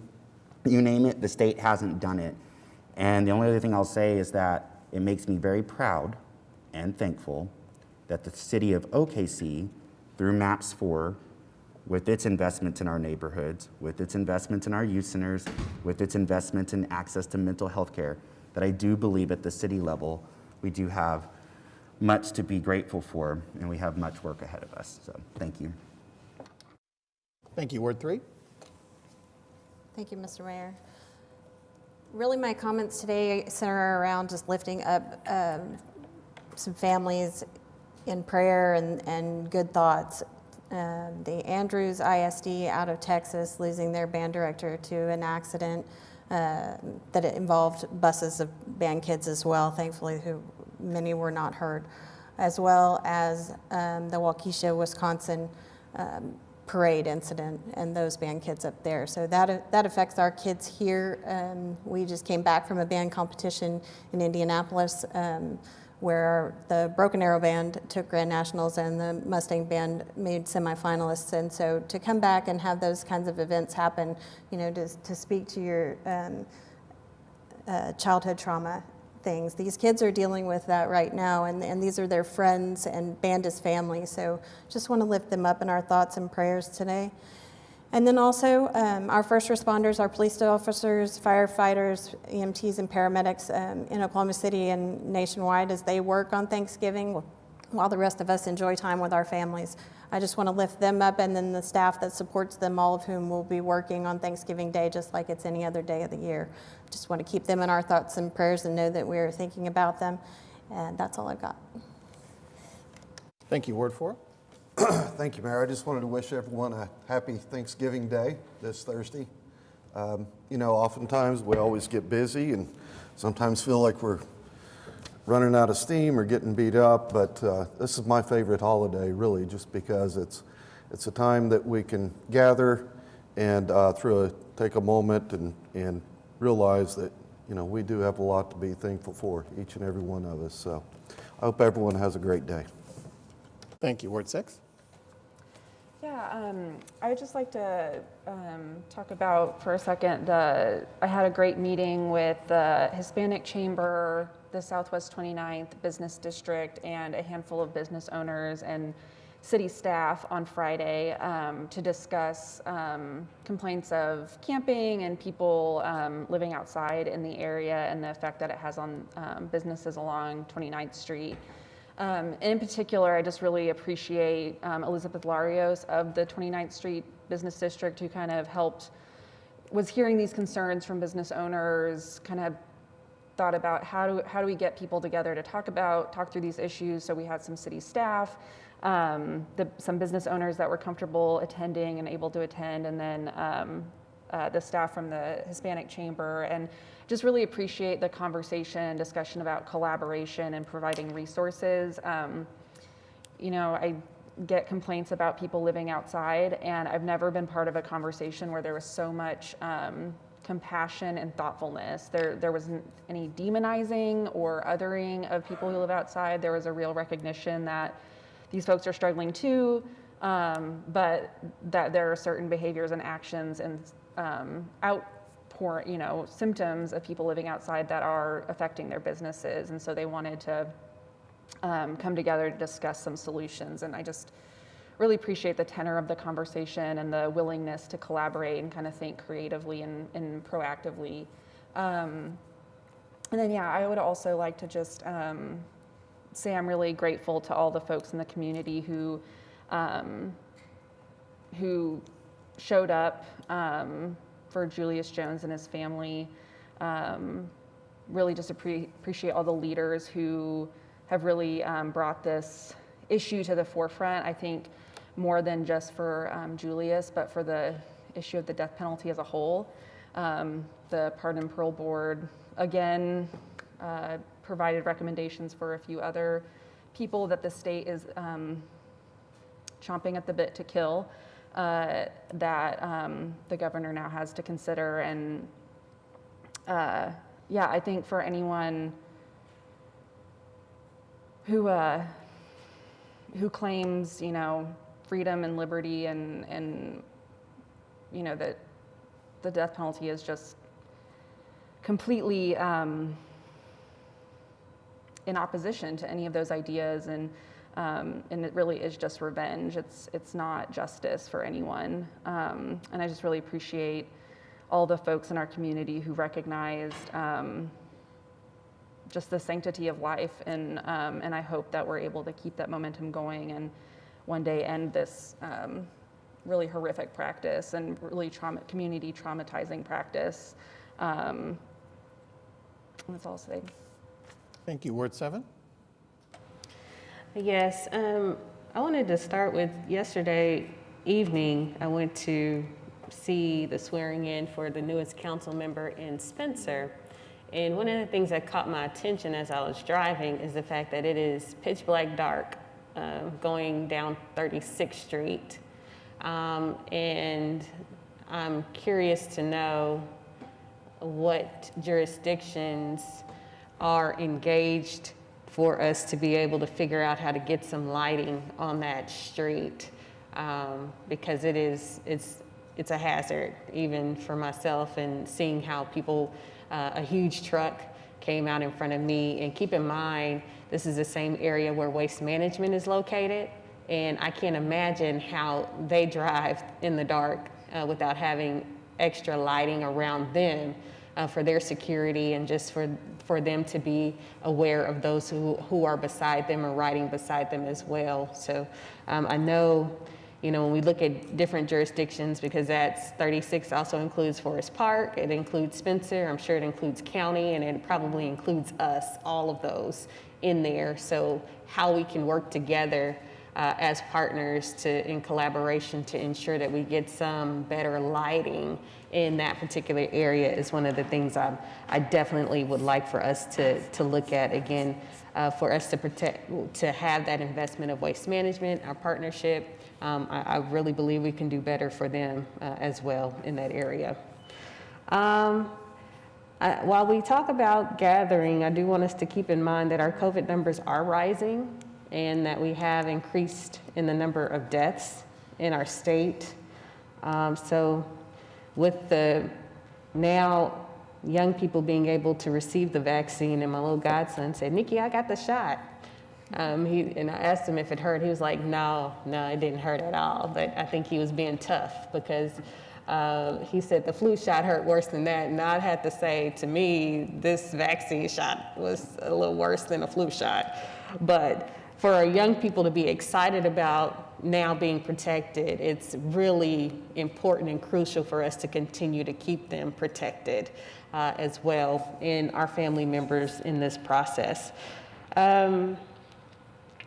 I wanted to also say thank you to Restore and the Community Market and the Oklahoma City Thunder. We had a turkey giveaway in the community on the 13th, and I've been able to participate with them the past couple years at Restore, and there's usually like a couple of Thunder players, but this time all of the Thunder players were there, so it was quite exciting to see all of them. I don't only know 3 by name out of the whole team.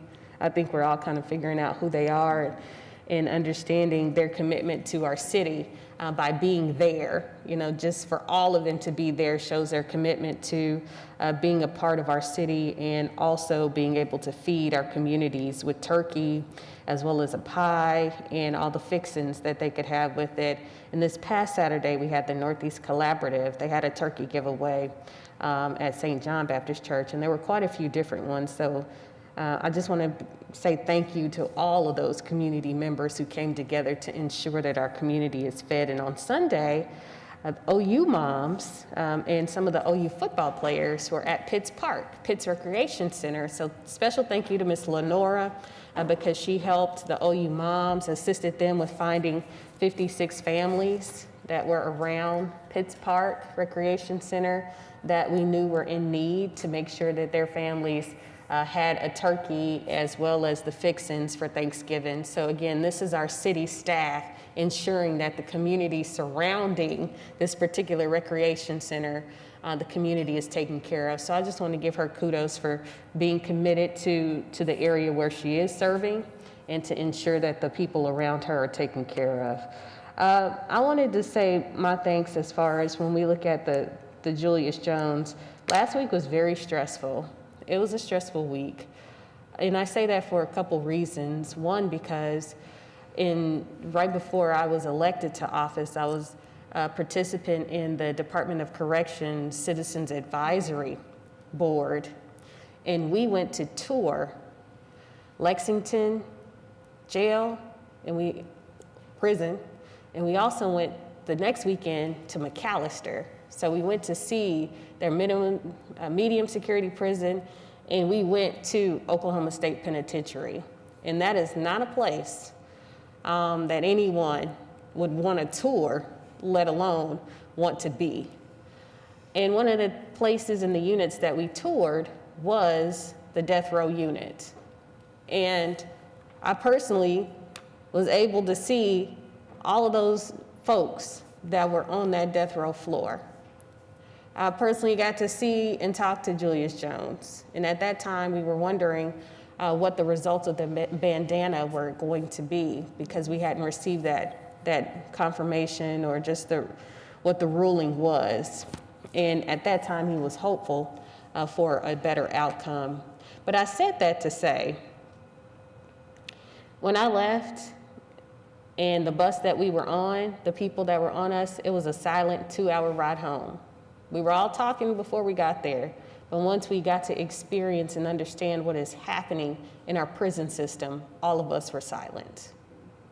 All of us were silent because these are people in our system that we have experienced now that need better conditions, and to now understand just some of the things that happened in our legislature this past year as far as even some of our prisons with them having proper bedding, proper blankets, proper everything that they need.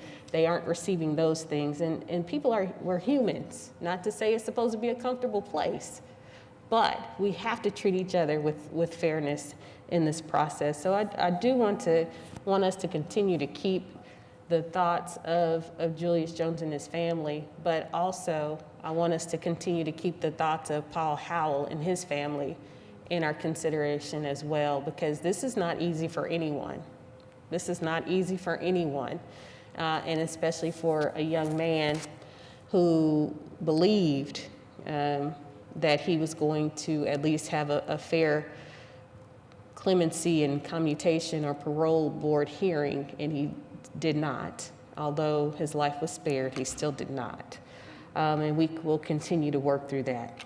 But I want to also thank the downtown OKC and Bricktown for their consideration of the moment. And we will be having the virtual tree lighting, so that's going to take place. It's going to be just as beautiful as it would have been in person, and that had already been planned to have it virtual as well. So that's going to come up, and we're going to be able to still celebrate the occasion, although some didn't think it was necessary to cancel. And I do want to also say this as we close.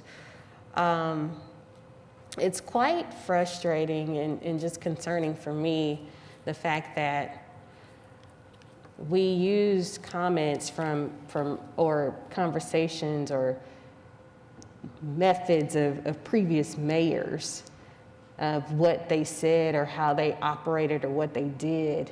And one of the things that I understand from the past mayor is the fact that he was very intentional about meeting with council members once a month. And we don't have that type of engagement now. I guess maybe if my name had athlete or actor next to it, I may be able to get a better conversation instead of being able to have to figure out how that conversation is supposed to happen with the mayor that I work with now. So I'm not quite sure how that works. But hopefully, I'm hoping that we can have better communication going into 2022, since clearly that hasn't happened in 2021 with the people that work alongside and have to vote alongside those who make these decisions. And then lastly, it is a day to give thanks. So I want to say happy Turkey Day to all, and today is my mother's birthday, so I definitely want to make sure she receives all of her just due. I'm not going to tell her age, but I'm sure she's proud of whatever it is, and I'll tell y'all in private just if you want to know how old she is. But I just want to tell her that I love her, and I am happy that she is my mother. And that with that, I'm done. Thank you. Ward 8. It's that time of year where a lot of people are receiving packages on their front porch. And I want to thank Captain Jeffrey Spruill of the Oklahoma City Police Department for disseminating some information on how to avoid that problem, having packages stolen. I didn't know that and Todd, you probably knew this, they call these bad guys porch pirates. And he gave some great information on looking at alternative places to have your packages delivered to your workplace, to a friend's house, and some companies have lockers. But the most important thing he said was that if your package is stolen, please report that to the police. And the reason they want it reported is because they can see from the reports where they're having a problem. And you can do it by phone. You don't have to drive downtown. And so I think that that's a good idea. And you can find that information by just going to Oklahoma City Police Give Advice to Avoid Porch Pirates. The other thing I want to tell everybody, I hope you enjoy your family this week. You eat lots of turkey, and you have a great and safe Thanksgiving. Thank you. Thank you. Now we have citizens to be heard. We have Joy Reardon.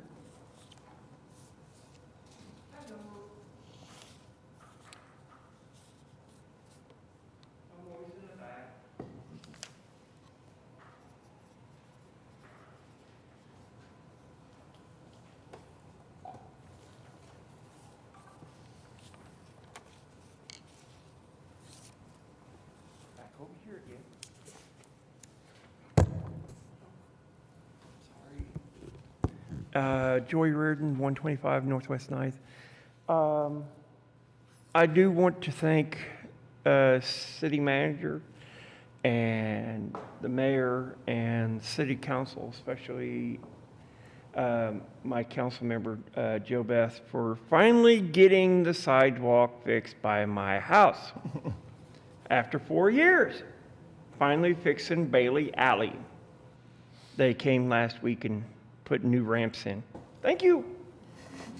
Another problem is, as I've reported before, and it's still not being corrected, several places with these scooters.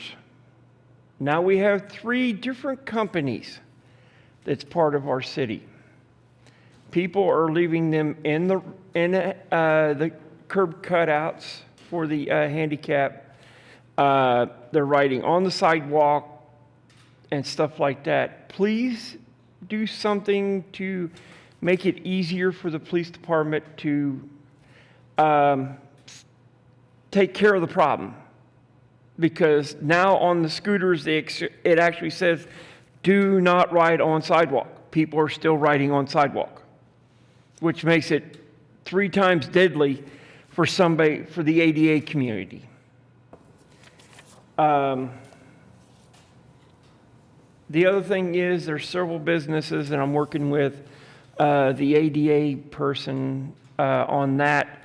We're starting to have more and more problems with people parking on sidewalks. People with limited sight can't see them before they run into the vehicles. So it may be something that y'all want to start looking at. Yes, I understand in residents' neighborhoods that they're 2 and 3 cars and it's building settling. 2 or 3 cars and stuff, people in residence area. But these commercial areas, people are violating the ADA law and blocking the sidewalk. Bricktown is a big area that I'm having problems with. And also downtown and stuff like that.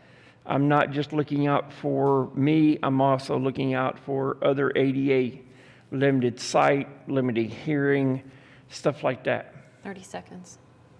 If we could at least give the police a little bit more power to pass an ordinance, whatever, on the sidewalk issue. Dallas is really bad on sidewalk stuff and ADA stuff, but we're maybe get them to come up and look at what we've done as far as ADA stuff. Thank you. Thank you. Ronnie Kirk?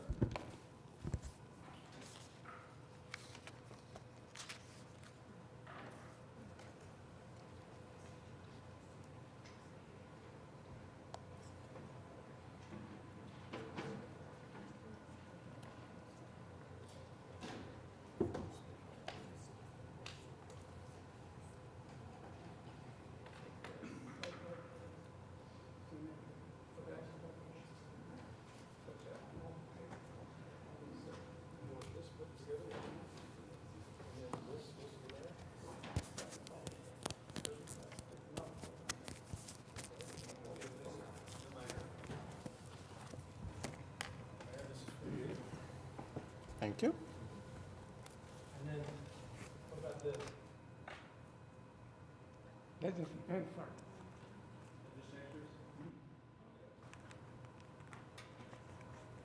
It's one over in each paper.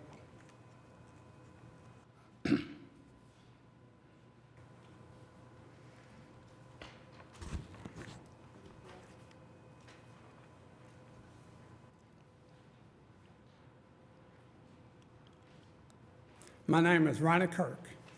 I'm from 2328 North Missouri, on the northeast area of town. You know, this year we've all been through so much. We've all been through it. The young lady that got shot on Lottie and died. I knew her.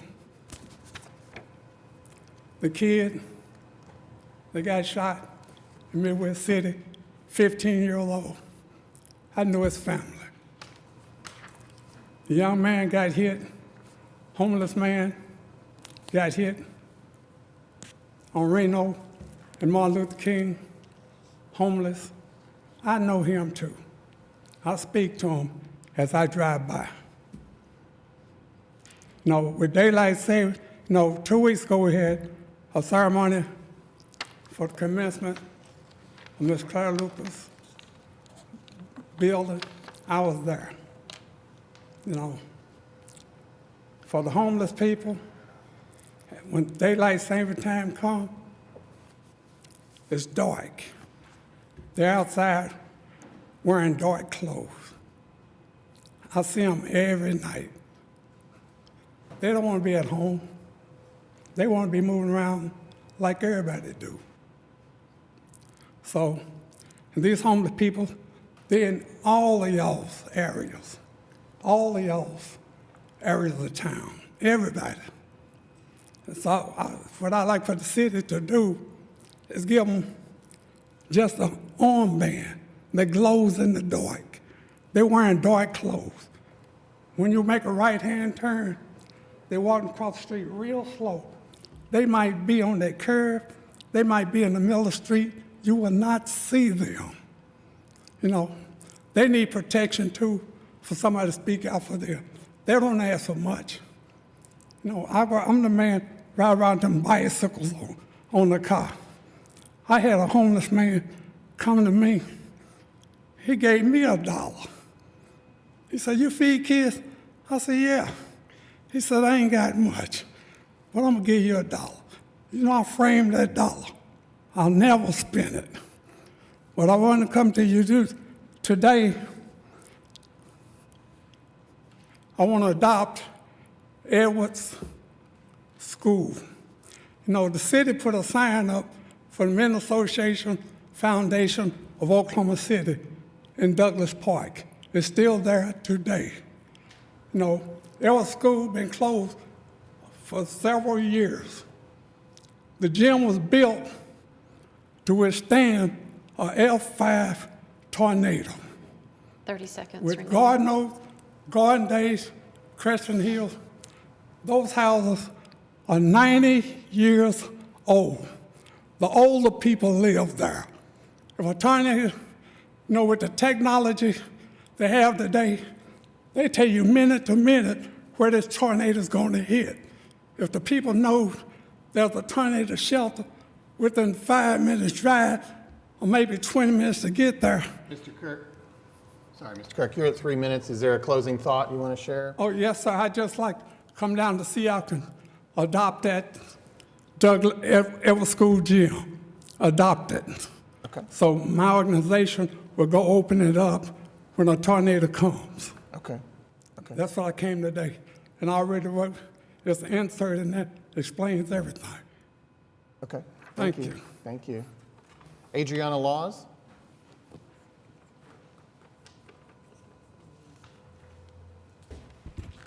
Hi, guys.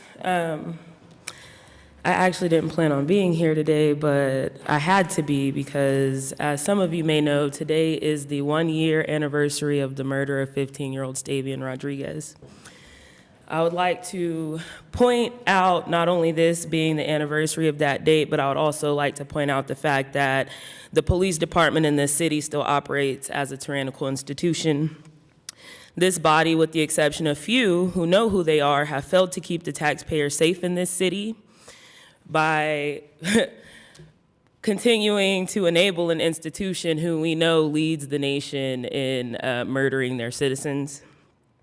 Oklahoma police kill more people than any other state, and as we learned in a recent USA Today story, many of these lynchings go unreported. This city leads the state and the nation in police killings. We are in the top 5 of police departments who kill the most citizens per capita. I'm tired of seeing this kind of violence perpetuated in my community while you all sit here complacently like it's not happening. I'm also disappointed in Mayor Holt's lack of vertebrae, otherwise known as a spine, when it came to the efforts of speaking out to save Julius Jones' life this past week. I would like to thank you, Councilwoman Hammond and Councilwoman Nice and Councilman Cooper, for showing up and in solidarity with your communities and constituencies, not just the past week, but always. Thank you. Thank you. That concludes citizens who signed up to speak. We have several scheduled executive sessions and potential votes afterwards on those items. So we will now recess to executive session.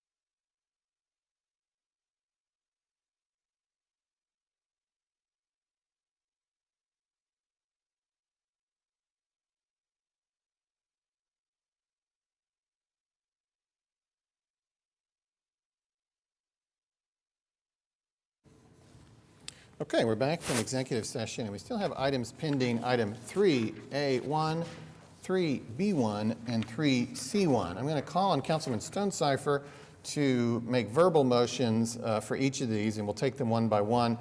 But then, of course, obviously, we'll also do the motion digitally as well. But beginning with item 3A1, this is a resolution establishing a new annual salary for the city manager. Councilman Stonecipher.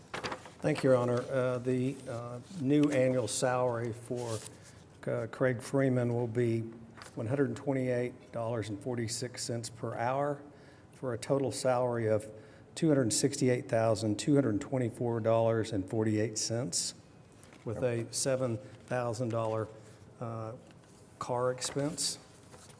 Okay, car allowance, yeah. Yes. Okay, let's handle that now on PrimeGov. We have a motion and a second. Cast your votes.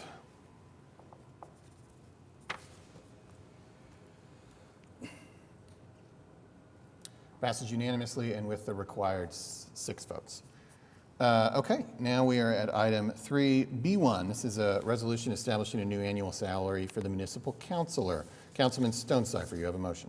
The new annual salary for Kenneth Jordan will be $103.44 per hour for a total salary of $215,982.72 with a $7,000 car allowance. All right, thank you. So now we'll handle that on PrimeGov. Got a motion and a second. Cast your votes.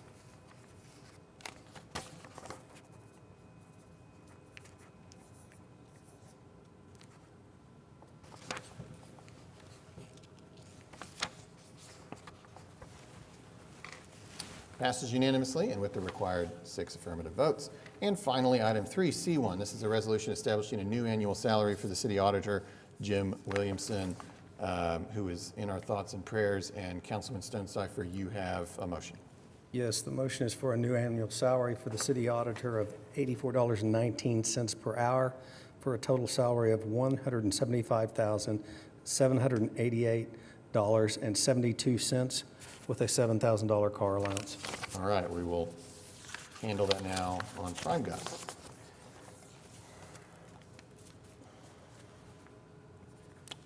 Motion and a second. Cast your votes. Passes unanimously and with the required 6 affirmative votes. Mayor? Yes. Would it be worth also noting the percent increase and Sure, why we did certainly. that? Thank you. Just for public understanding, we chose as a council to do the same 4% pay raise that we previously approved for all management employees and AFSCME employees earlier this meeting. Okay, that concludes our business. There's nothing else on the agenda, and which means we are at item 14, adjournment, and we are adjourned.